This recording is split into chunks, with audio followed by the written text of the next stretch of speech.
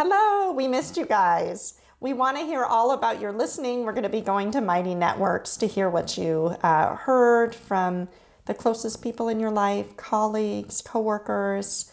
I know for me, when I did that listening for my business, it was transformative.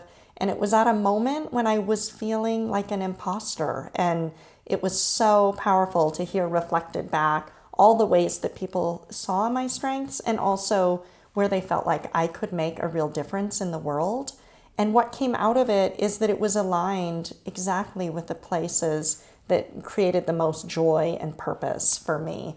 And so that's what we're going to transition and talk about today, is that as we come to know our strengths, as we come to understand what the world needs, it's a powerful moment to check in with yourself and to align with what are the places that give me joy and where can I make the biggest difference.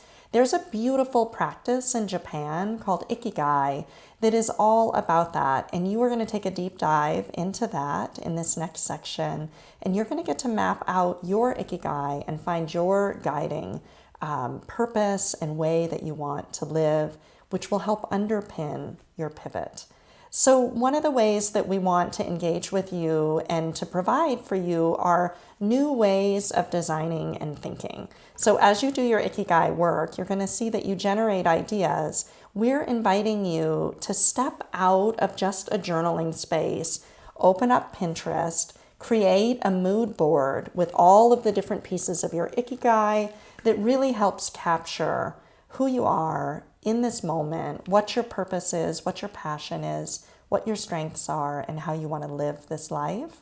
And know that Pinterest this time, but throughout this class, we're going to introduce new ways of designing and thinking about your life and reaching clarity, all to provide creative tools for you as you do this journey with us, but also knowing that in life we're constantly iterating.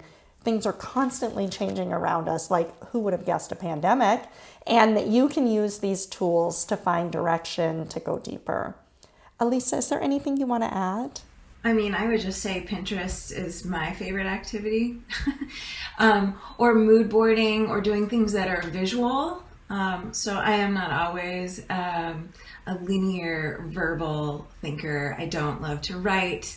I love to make, I love to create, and when I get my hands dirty, that's when new thinking is sparked for me. And so whether it's Pinterest, whether it's a collage, whether it's like gathering items that remind you of where you've been or where you want to go, these are all super welcome. And just finding like where you even have fun making is an important part of this journey. So we'll catch you guys at the end of this unit and we can dive into our next space of design work.